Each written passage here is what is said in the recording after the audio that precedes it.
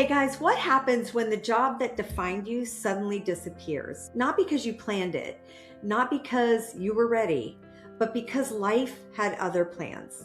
My guest today has spent more than 3 decades in leadership roles, helping organizations grow, helping people find purpose, and guiding others through change. Then she found herself facing something she never expected: the loss of a professional identity that had shaped much of her life. Today, we're talking about purpose, toxic workplaces, career transitions, grief, reinvention, and what comes next when the thing you thought was your future is suddenly behind you. I'll just say one thing, which is this sort of inner belief I have that sort of inspired all of this. And I believe that every person on this planet has value and something that they can offer to the world. But some people have barriers. You know, they've either ended up in the wrong job, they've ended up in an abusive relationship, they've got, difficult things going on around them. And what I'm all about is let's try and get the barriers out the way. Let's try and help people be their best selves. And because I truly believe we've all got something magic to contribute. And that's something that really inspires me every day. Everyone has a sock drawer where we hide the stuff we don't want to face. Today, we're opening yours. I'm Lisa Begley, and this is the Sock Drawer Podcast. If your life feels messy, stuck, or outgrown, good. That's where we begin. Welcome back to the Sock Drawer Podcast, y'all. We're here in real life and we are excited to get to it. My guest today is Lucy Caldicott. Lucy is an executive coach, a speaker, consultant, founder of Change Out. We'll talk more about that. And a former CEO and senior leader with more than 35 years of leadership experience. But what drew me to Lucy, it wasn't her resume. It was her story. A story that includes caring for her mother at the end of her life, navigating the abrupt end of a major leadership chapter, and discovering that many people carry something long after they leave a difficult workplace. Lucy calls it the toxic hangover. Today, we're going to talk about that, what she's learned through her own transition, and what happens when life forces you to ask the question that many of us like to avoid. Who am I when my job is no longer defining me?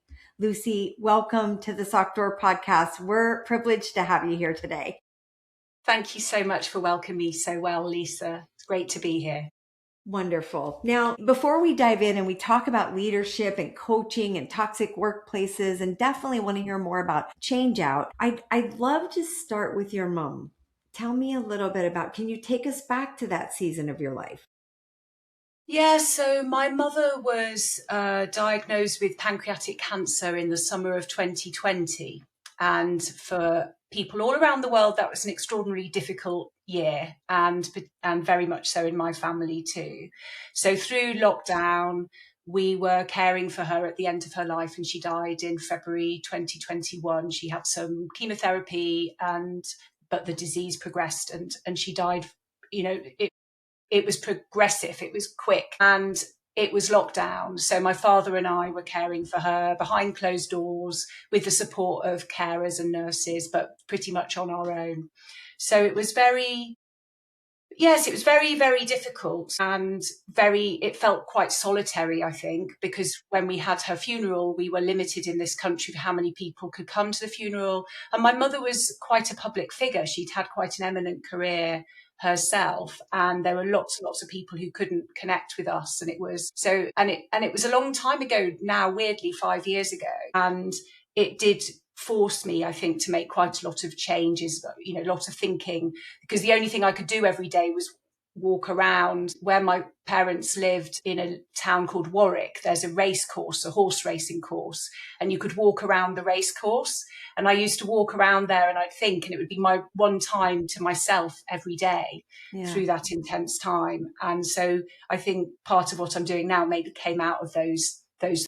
Yeah. When I'm sorry about your mom not being able to have what she, kind of deserved at the end stage of life. But when you look back now, was there, Lucy, a specific moment where you realized that your life was changing in a way that you couldn't ignore? Yes, I think there was a moment, because there was a day when she called me to tell me, so she'd had some chemo, she was diagnosed in the August, there was some chemotherapy, and I moved back to my parents' house from London. So out, I was moved away to be with them through that time. And then I was back in London for a period. And then she'd had a scan where she'd had the diagnosis that this was now moving into end of life palliative care. So there was no more treatment. And I remember I was talking to her upstairs, and I remember putting my hand on the door to sort of steady myself. And the door was plain wood. There was no paint on it. And I remember sort of getting almost the steadiness and the support of that wood in that moment, but thinking, this is it. And feeling very strongly that there was something shifting, and that I needed to gain that steadiness from that door, which might sound odd to talk about, but it was just there in front of me, and it steadied me at that moment.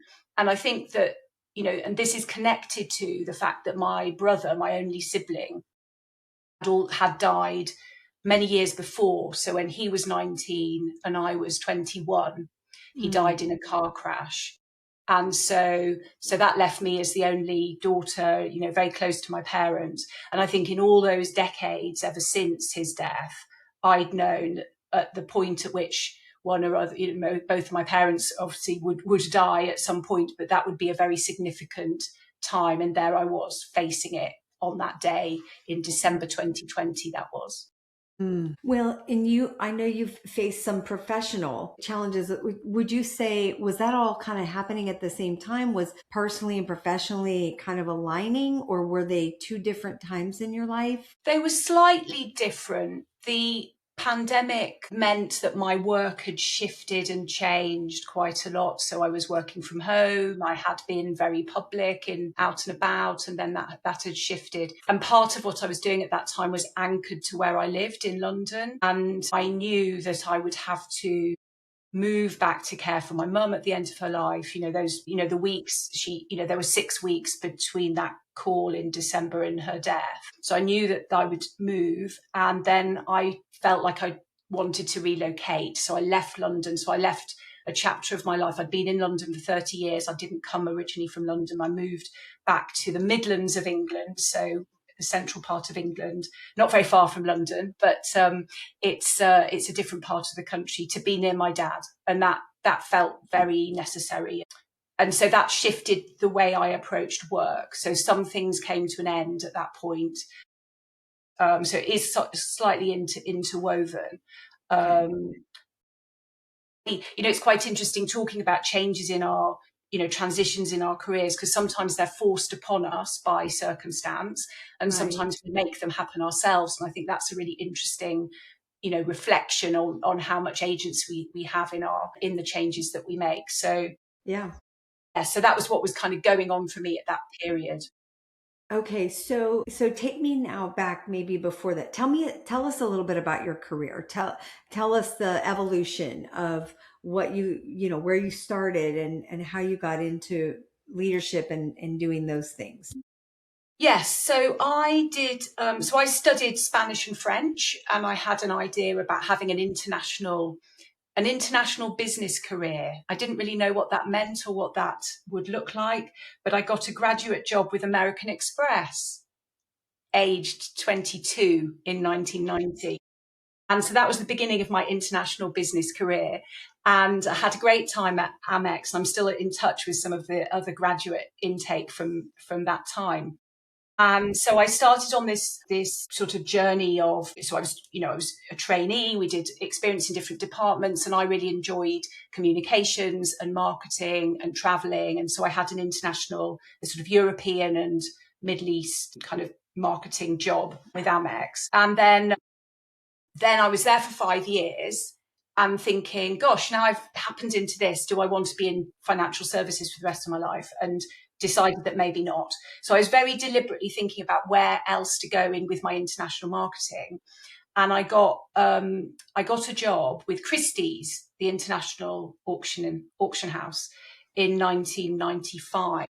And so I'd been very deliberate about this choice. Yeah. And they were embarking on marketing. They were investing in a brand new marketing team. It was a time, it feels like eons ago when marketing felt like a newfangled thing. It's like, your listeners will think, what is she talking about? But anyway, marketing felt like a new idea. So Christie's, a very old, dusty company, had decided it was going to do marketing. So hired a bunch of us to be part of this new marketing team. But simultaneously, Christie's and its leadership at the time was doing some naughty dealings with Sotheby's. And not long later, the board, various departures happened at board level, and there were criminal investigations. So if your listeners want to Google this, I was there at that time. And not long later, our marketing team was disbanded and I was out of a job. So having been at Amex, where I could have probably stayed there for the rest of my life, maybe at least a decade or so, I was out of work. And it was the first time, I was 27. It was the first time when I was kind of suddenly unemployed, unanchored, out of control. Yeah. And I kind of panicked and just got another job. And I look back now and I could have traveled. I could have done all these things, but I didn't. I just panicked and got any other job and hated it. And then started to be a bit more thoughtful about my career. And it was that time I started navigating into the voluntary sector. I did some volunteering for Save the Children. I got a job for a charity. I did go back into financial services marketing. I worked for the money transfer company, MoneyGram International, again, because part of me wants to be in international things. So I did do that for a bit. And they made me redundant as well. So I had 2 redundancies in like 4 years or something. Yeah. And I think it was those experiences in my early life that have made me very self-sufficient about my career. Like, I know that no employer cares about Lucy's career. They can just, have a change. There's a change of leadership. There's a change of emphasis. There's a criminal thing that went on and you're suddenly out of work. And so you've got to make yourself as employable as you can. And you've got to try to have a force field around you that's going to protect you from that, because the inner you is still there and strong. So I then dedicated the next phase to the charity sector. And that's kind of where I have been most of the time ever since. The MoneyGram thing was 2001, so it's 25 years ago now. Okay. And you've done, so MoneyGram ended in 2001, and now you've been doing what you're doing now all this time. So I've been doing consultancy alongside things since 2018. That's when I started Change Out. But I had a sort of leadership career in the voluntary sector between then. I went to work for an international charity called Voluntary Service Overseas. So it's a bit like Peace Corps.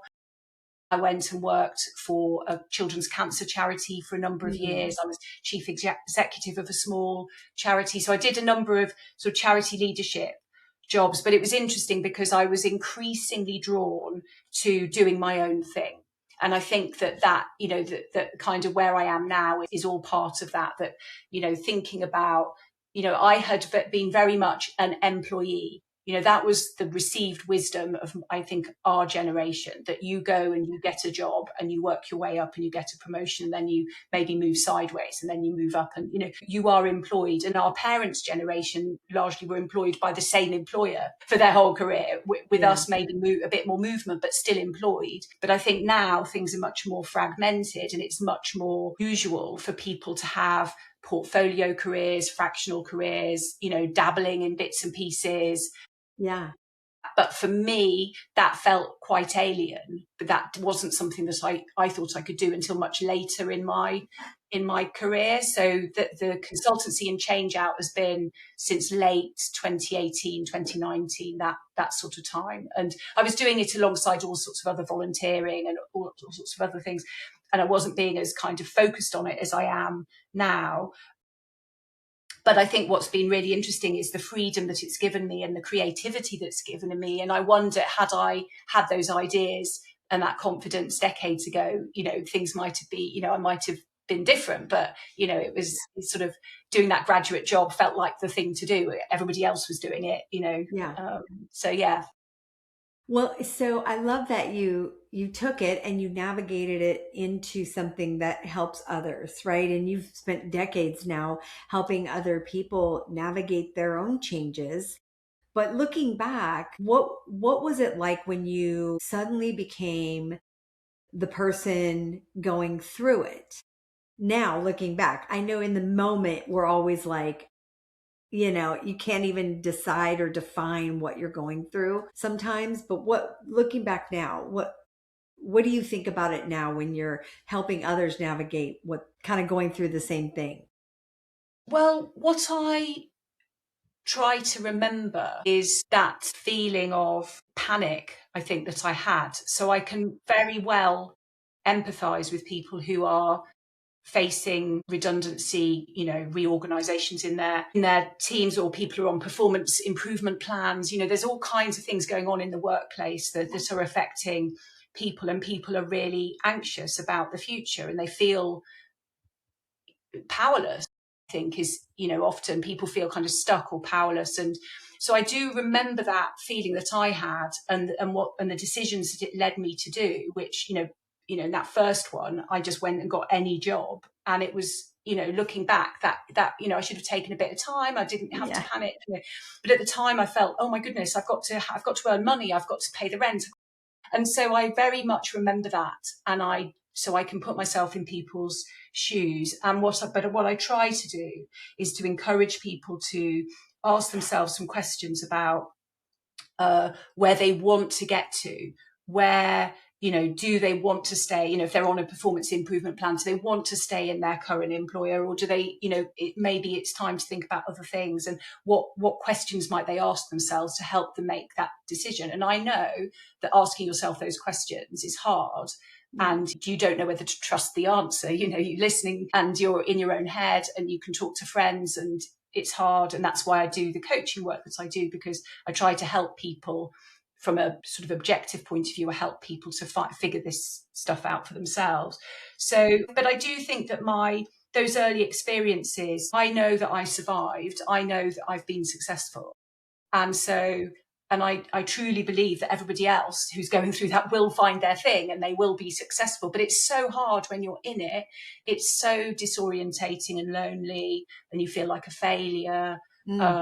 And all of that, and I felt like a failure. I'd barely begun, I was 27, I'd barely begun my career, and I've done so many things ever since. And so those are the sorts of things that I really reflect on. But, that feeling of loss, that it is a loss of identity. It's a loss of status. It's a loss of a path that you thought. But then I also remember, there's millions of paths we could take. Every single junction that we take in our lives could lead us to a different path, different set of crossroads, different options. And there is one path that is the one we will take. And that's the path, but we don't know where, and it's frustrating because you want to know how the story ends, right? Yeah. But in a way, there is no right path. There's just your path, Exactly. And I love that frame of mind, because that's, I think, what holds up a lot of people is they're so worried they're making the wrong choice or going in the wrong direction. And they're looking for that confidence or that kind of like validation that says you're doing this right. And you never, to your point, you never know what that is. Now, at some point, you started making videos and sharing your thoughts publicly. I want to know, what surprised you most about the response? It's been extraordinary, Lisa. Yesterday was the 1-year anniversary of me starting the channel. So I set it all up on YouTube. I didn't publish a video for another couple of weeks or what have you. But I marked the anniversary yesterday because I was remembering back to that time, and it has honestly been extraordinary. I had a bit of an idea that the sorts of things that I could talk about to do with, the messiness of midlife, the upset you go through in your career, the crappy bosses you might have had, the things that go on in workplaces. I thought, well, I can talk about this stuff. I've managed people. I've had bullying bosses. I can talk about this thing, forever. and if I'm going to start making videos about it, then I better have a topic I've got some opinions about. Yeah. And so I started making the videos, and for the first, then this is very common. You start making videos, you're talking to the back of your phone. It's really weird. You don't know how to edit. You don't know what you're doing. I didn't even have a microphone properly, and so I began, and nobody watched them. And you're really nervous. You press publish, and you're just like, oh, and nothing happens. Nobody watches it. Nobody does. But that's very common. I was also watching, I was watching other YouTubers say this, and they were saying, don't expect anyone to watch your stuff to begin with. Don't give up. Just carry on. So I made this promise to myself. I said, I'm going to make 10 videos over 10 weeks. So I start at, beginning of July, and I'll make them through the summer, and I'll see what happens. And nobody watched. Every week I'd think, this will be the week. Very few, like literally 6 views, and then 2 views. And, but I had one video which I'd made. It was maybe the 3rd or 4th video I made, and it was about bullying in the workplace. And I've dealt with some bullies. So I've had accusations of bullying within my team, where I've had to do an investigation and, try to resolve grievances and things within, a set of team members. And so I thought, well, I can talk, I've sort of done this. I can talk about this. So I made this video. So I was getting 2 views, 6 views, 5 views. Then this one video had 100 views, and it sort of really stood out. And I thought, okay, maybe it's, I was thinking about leadership issues and sort of more general things. So I thought, okay, maybe there's like more in that theme. And in October, I made a little series of videos, made 3 videos about toxic workplaces. So something like 10 signs of a toxic workplace, how to survive a toxic workplace if you can't leave, and how to fix a toxic workplace if you're the boss. It was something like that, 3. Yeah. And suddenly it went, like, I was suddenly, wow, like hundreds of views. Wow.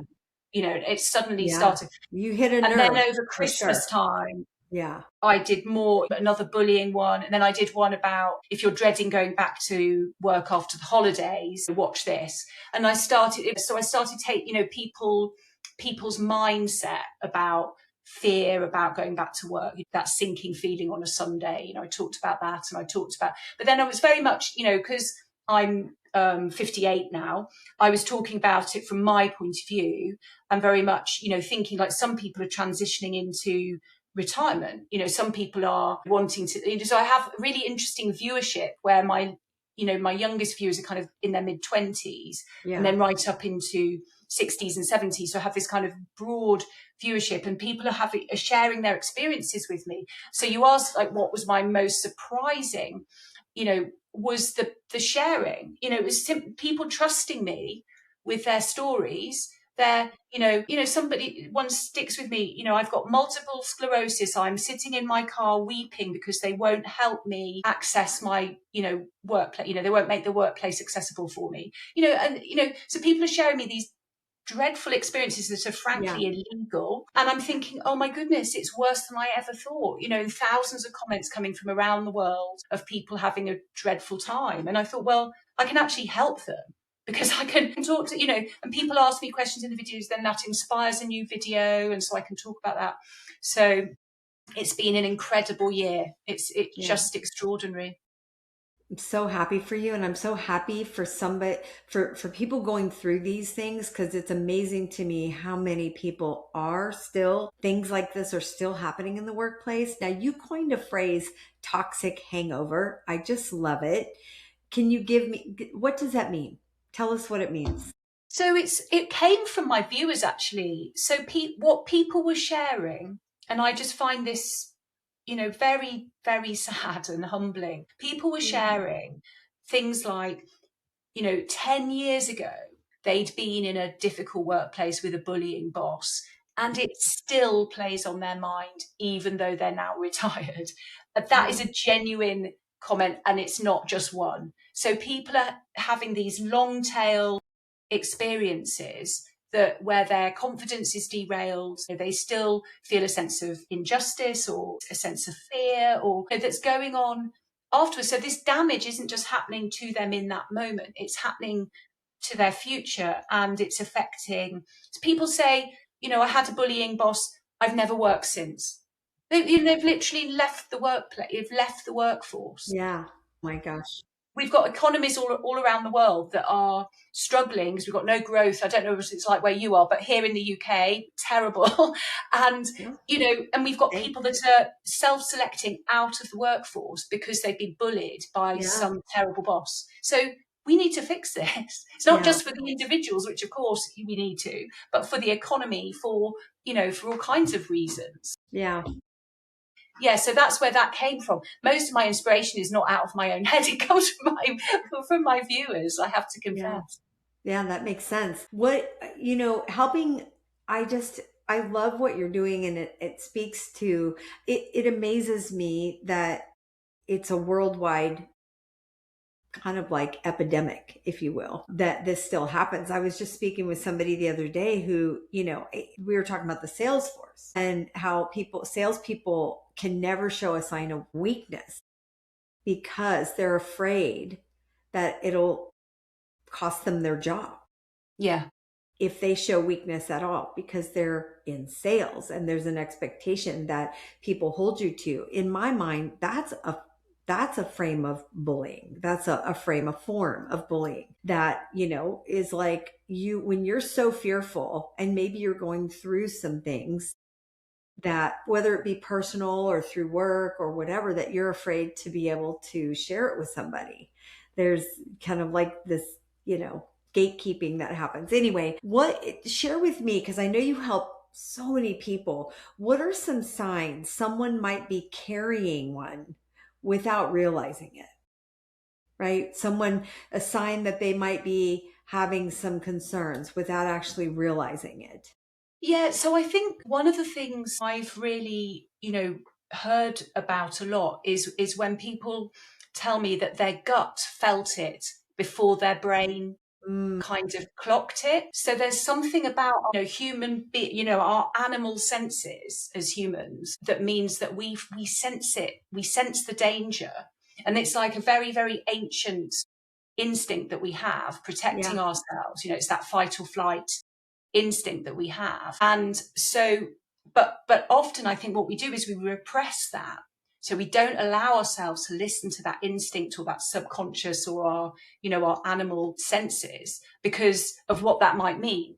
So then once we've realized it in our brain, then we've got to do something about it. So I think that's the thing that I think, people talk to me quite a lot. It's like I knew something was wrong. And I bet you'll have experiences, or your listeners will have experiences in their own lives where you knew something was wrong, like you knew, and you did it anyway, and then you regretted it, and you think, So it's just that, how do we tune into our instinct, like our innermost thoughts or whatever it is, about ourselves, our spirit, our, to really understand what's going on? Because I think we do know it, but we sometimes repress it a little bit.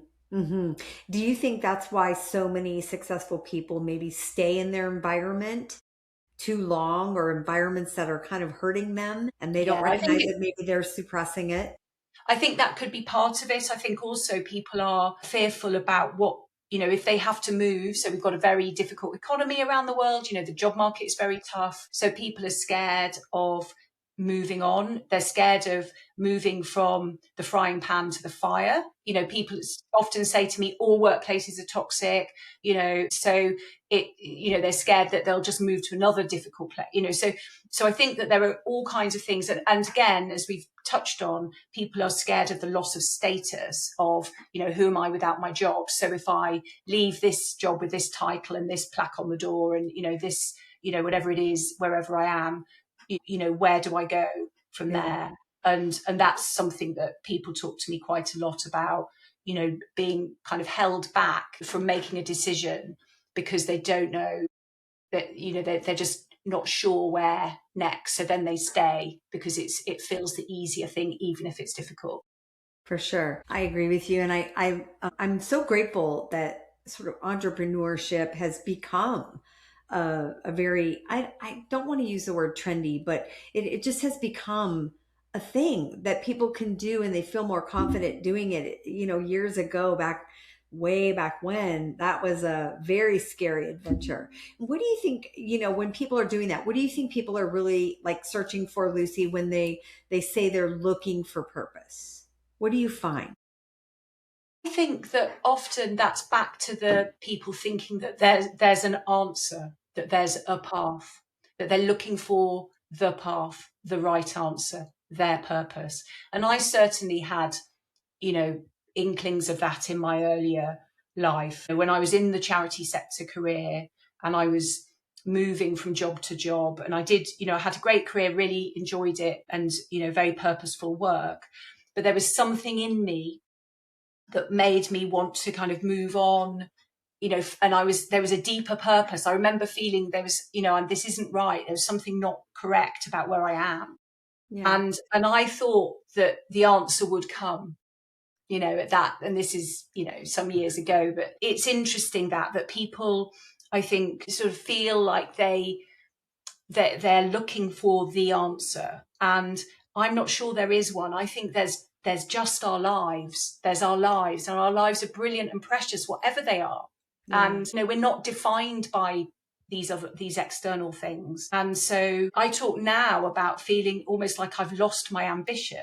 And it's the wrong way. It's not the right language, but it's like I used to feel like I was climbing up a ladder and I had to get to the next thing and the next thing and the next thing. Now I'm completely chilled out. And I don't know if that's old age and I'm just a bit tired. Well, I don't know. But it's just, I'm really cool with where I've got to and everything I've achieved. Yeah. I don't feel like I've got to get to the next thing, and that, so it's just it's a framing for me. That's different. So, the purpose, even relatively small things can be purposeful, and people can be really happy. Just being happy is a purpose. Yeah.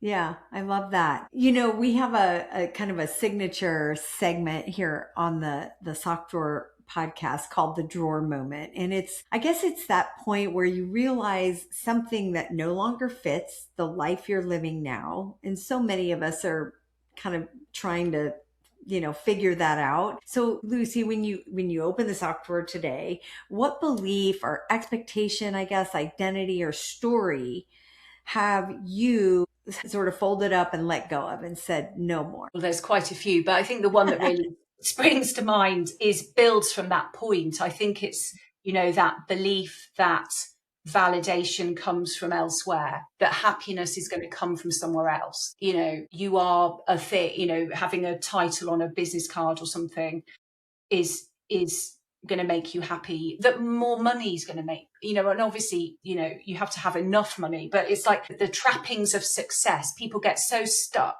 by, they've got these bills to pay, and I talk to my clients actually about, and some of my videos is working out what is enough to you now. It may not be as much as you think. It may not be the same amount you're earning, because you may be able to do things differently, spend less. I spend less now because I work from home. I don't have to commute. I don't have to buy lunch in a sandwich place. I don't have to buy coffee on my way. There's a whole lot of expense that doesn't happen.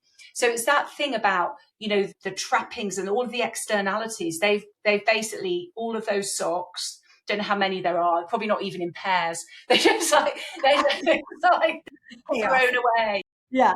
Yeah. No, I thank you for that. That's so important. And now tell us about Change Out, because I want to hear a little bit about this and how that got started. So it got started, I was in a charity sector role, and I was kind of looking out at the sector that I worked in.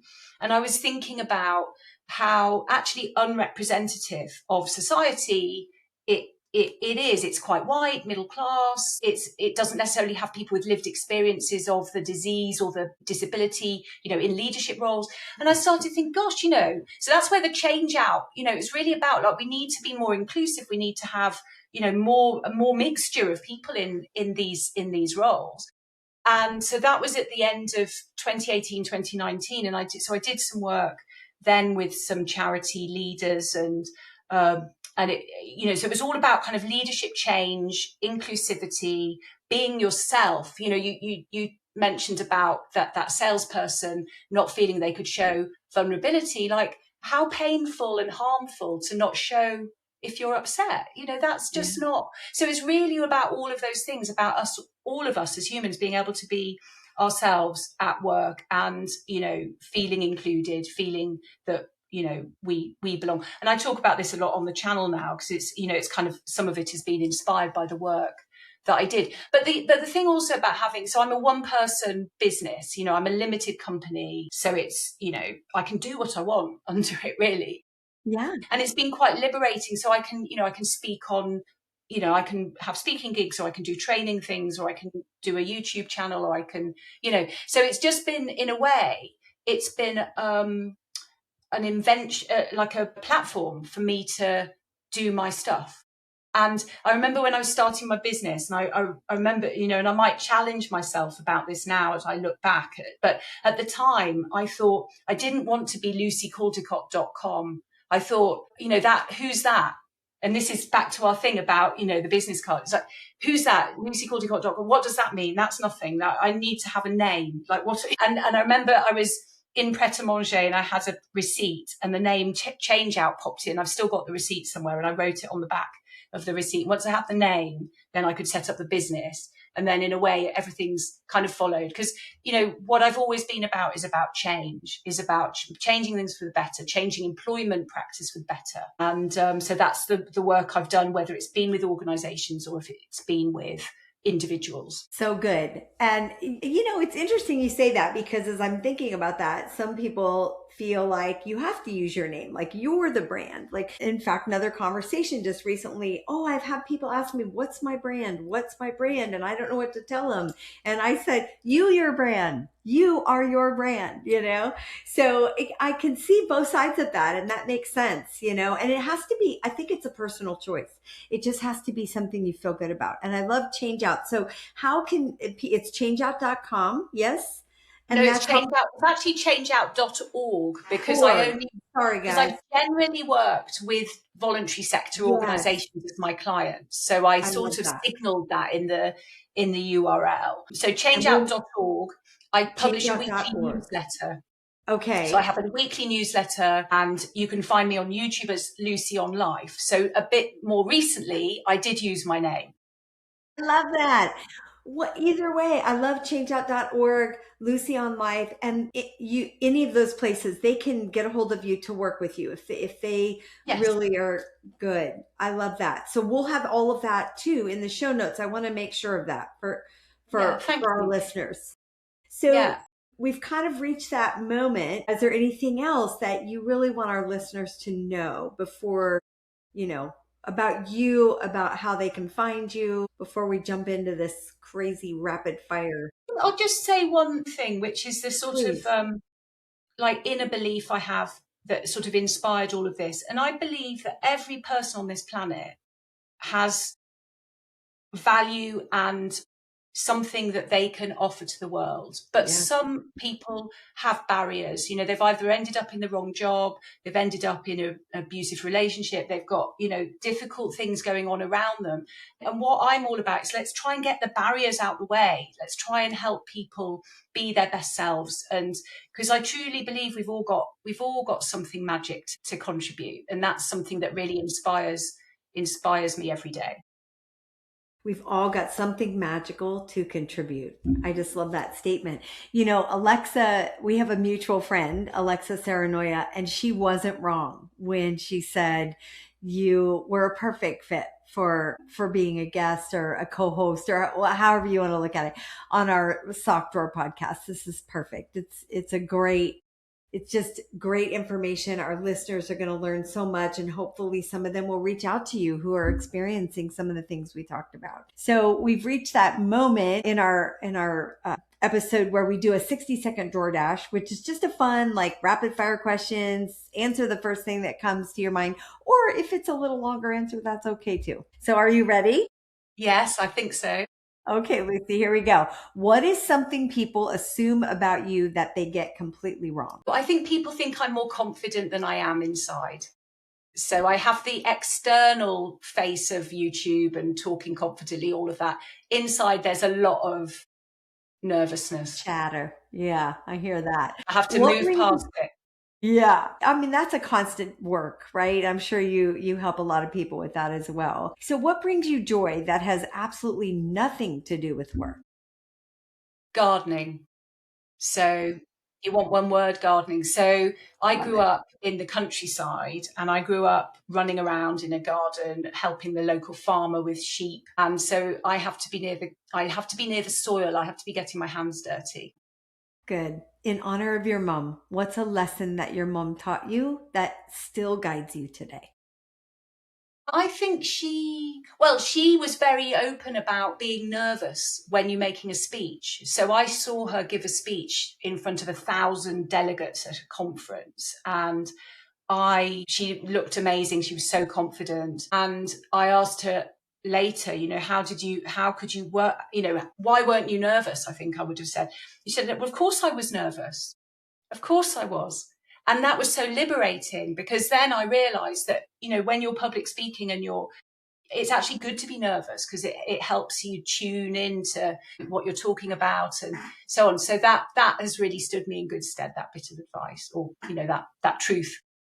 Good. What's something you're excited about right now? So I'm excited about where I go next with the YouTube channel. So I'm thinking about creating a kind of members community or something, because I'm aware that people want to talk about their difficult workplace experiences, but maybe not in a public forum, like as in the comments on YouTube.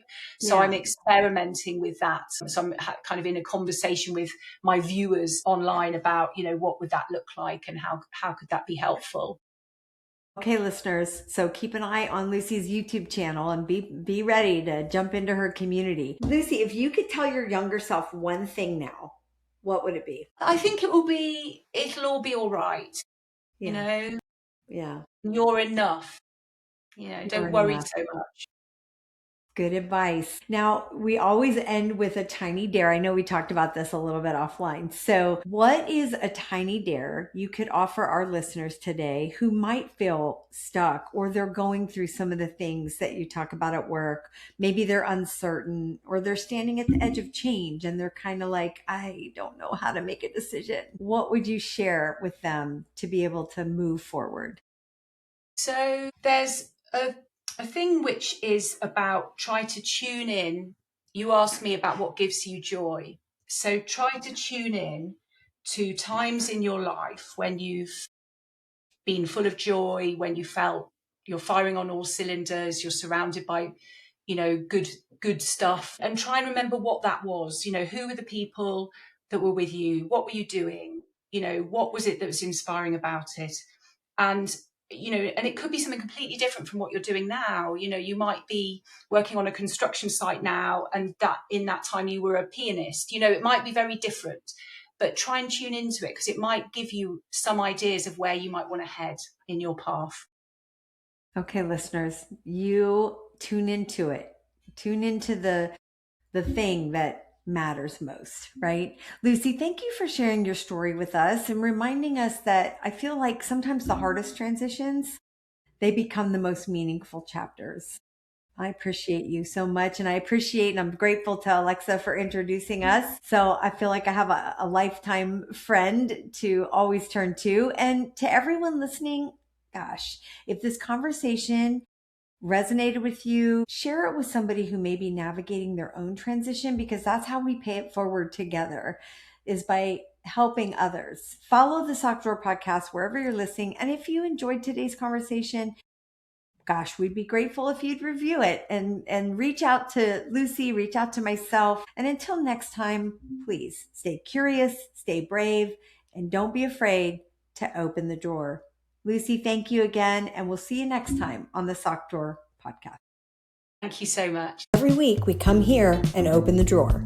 You already know what's inside. You always have. And if this conversation challenged you in a good way, and you think it will help challenge someone else who needs it, send it to them, because that's how we pay it forward together. Subscribe and follow so you never miss what's coming next. And find us at thesockdrawerpodcast.com.